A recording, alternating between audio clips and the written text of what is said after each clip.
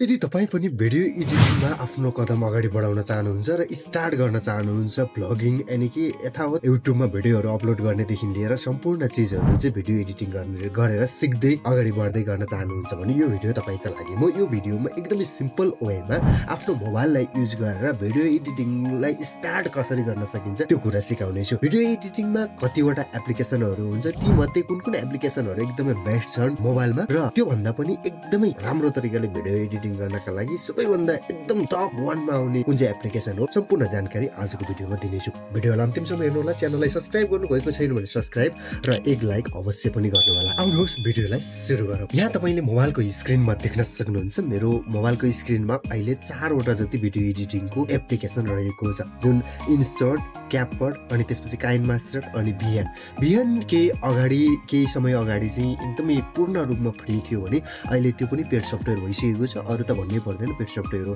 र अहिले क्यापकट पनि कतिपय फिचरहरूका लागि हामीले प्रो सब्सक्रिप्सन लिनुपर्छ, पैसा तिर्नुपर्छ भने कतिपय फ्रीमा सकिन्छ।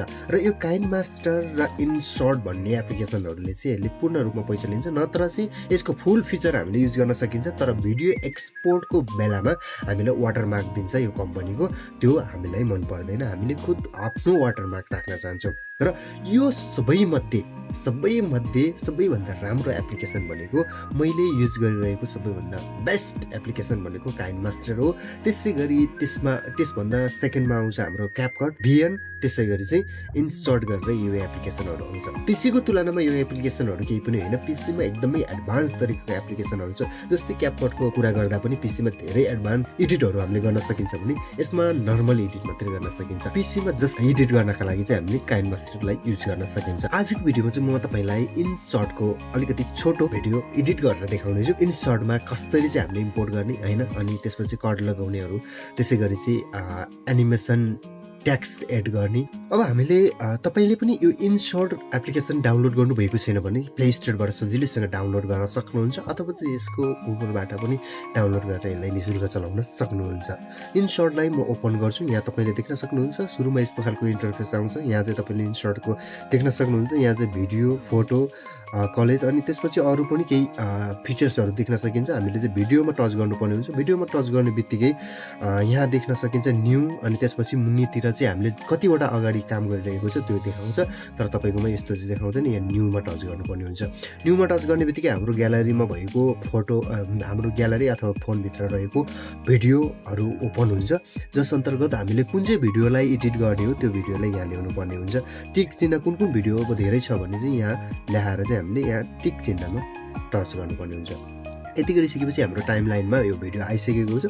अब हामीले यो भिडियोको डेकोरेसन कति छ हैन सबै यहाँ देखाउँछ। अब यहाँ सुरुमा क्यानभास भन्ने अप्सन छ, यहाँ चाहिँ टच गरेर तपाईले भिडियो कस्तो खालको बनाउने हो, जस्तै युट्युबको लागि बनाउने हो भने 16:9 यहाँ अगाडि नै देखाइरहेको छ। त्यसै गरी चाहिँ इन्स्टाको लागि हो कि अरूको लागि के को लागि हो, टिकटकको लागि हो अथवा के को लागि हो, तपाईले यो अनुसारले भिडियो बनाउन सक्नुहुन्छ। र तपाईँ एउटा सिनेमेटिक भिडियो अथवा फिल्म जस्तो, जुन चाहिँ हलिउड बलिउड फिल्म जस्तो भिडियो बनाउन चाहनुहुन्छ भने चाहिँ यहाँ 2.35:1 मा टच गरेर गर्न सक्नुहुन्छ। अहिले म टिकटक जस्तो ठाडो भिडियो एडिट गर्न चाहन्छु, यहाँ टिकटकमा टच गरेर यहाँ टिक लगाउनु पर्ने हुन्छ। यसले चाहिँ टिकटकमा फिट हुने भिडियो आफैले क्रिएट गरिदिन्छ।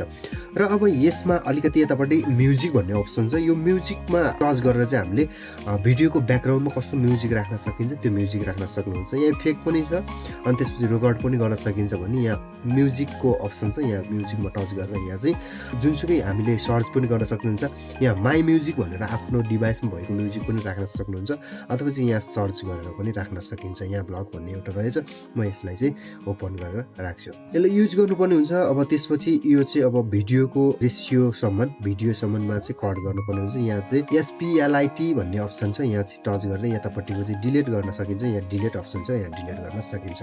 र यसलाई चाहिँ हामीले भोल्युमलाई अलिक सानो बनाउनु पर्ने हुन्छ। भोल्युमलाई सानो बनाउनका लागि हामी 100% छ, लगभग हामी राख्छौँ त्यस्तै 15 देखि 20 को एभरेजमा। यति राखिसकेपछि यहाँ टिक चिन्ह लगाउँछौँ। यति गरिसकेपछि हाम्रो भिडियोमा बोलिएको भन्दा ब्याकग्राउन्ड म्युजिक अलिकति कम भएको छ, तपाईँले प्ले गर्नु। यहाँ देख्न सक्नुहुन्छ हाम्रो भिडियोभन्दा अलिकति कम सुनिरहेको छ ब्याकग्राउन्ड म्युजिक कम नै हुनुपर्छ। अब यहाँ टिक चिन्ह लगाउनुपर्छ र अब यतापट्टि स्टिकर छ, स्टिकरहरू लगाउन सक्नुहुन्छ तपाईँले। यहाँबाट चाहिँ स्टिकर ट्याग्स अरू राख्न सक्नुहुन्छ र ट्याग्समा यतापट्टि ट्याग्स छ। ट्याग्समा हामीले यहाँ देख्न सक्नुहुन्छ मैले चाहिँ यहाँ ट्याग्स एड गरेको छु। यसलाई चाहिँ ठुलो सानो बनाउन चाहिँ 2 औँलाले यसरी चाहिँ हामीले ठुलो सानो बनाउन सकिन्छ ट्याग्सलाई र कहाँ राख्ने हो एडजस्ट गर्न सकिन्छ यसरी टच गरेर। अनि त्यसपछि यहाँ चाहिँ जुन यतापट्टि जुन किबोर्डको यतापट्टि छ कलर, यो ट्याक्सको कलर चेन्ज गर्न सकिन्छ हामीले, कस्तो खालको कलर राख्ने हो त्यो सकिन्छ।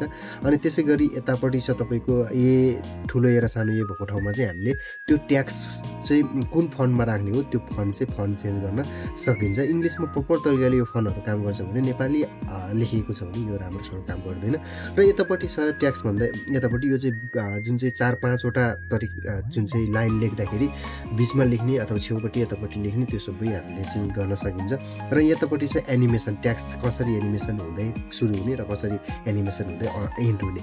अब आइएन भन्ने ठाउँमा चाहिँ स्टार्ट हो अनि ओयुटी भन्नेको ठाउँमा चाहिँ एन्ड हो। यसमा चाहिँ येलो पिपी लुपमा टच गरेर चाहिँ पनि यस्तो घुमाउन सकिन्छ होइन। र नभए यताबाट चाहिँ हामीले यसरी चाहिँ ट्याक्सको एनिमेसन गराउन सकिन्छ। अब यसलाई चाहिँ टिक चिन्ह लगाउँछौँ र यो ट्याक्स कहाँसम्म राख्ने हो, पुरै भिडियोमा राख्ने हो भने हामीले यो भिडियो जति लामो छ त्यति नै राख्नुपर्छ र हाफमा राख्ने हो भने यसलाई अलिकति राख्दा हुन्छ। अब यो चाहिँ ट्याक्स चाहिँ बिचबिचमा यसरी कट हामीले चाहिँ पुरै भिडियोमा राख्नेछ। अब तर एनिमेसनको साथमा यो ट्याक्स चाहिँ हराउँदै निस्किँदै गर्नुपर्ने छ भने यसरी चाहिँ बिचबिचमा हामीले कट लगाउनु पर्ने हुन्छ।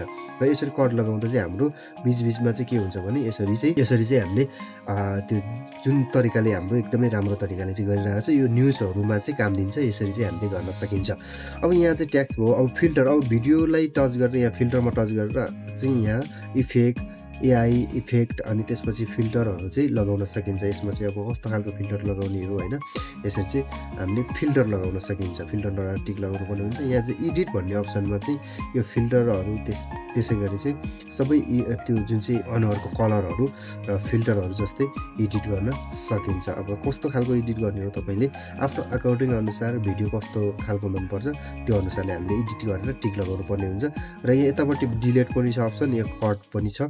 यसरी चाहिँ हामीले यहाँबाट सजिलोसँग नर्मल तरिकाको भिडियो चाहिँ एडिट गर्न सकिन्छ। र योभन्दा एडभान्स भिडियोहरू पनि एडिट गर्नका लागि चाहिँ हामीले भिएन अथवा क्यापकट अथवा चाहिँ हामी काइनमास्टरमा सिफ्ट हुन सकिन्छौँ। काइनमास्टरको बारेमा म अर्को भिडियो लिएर आउनेछु। काइनमास्टरको फुल ट्युटोरियल भिडियो तपाईँलाई प्रोभाइड गर्नेछु। त्यसको लागि च्यानललाई सब्सक्राइब, भिडियोलाई एक लाइक र भिडियो कस्तो लाग्यो सल्लाह सुझाव कमेन्ट गर्न नबिर्सिनु होला। आजलाई हामी छुट्टिन्छौँ। हवस् त, नमस्ते, शुभ दिन।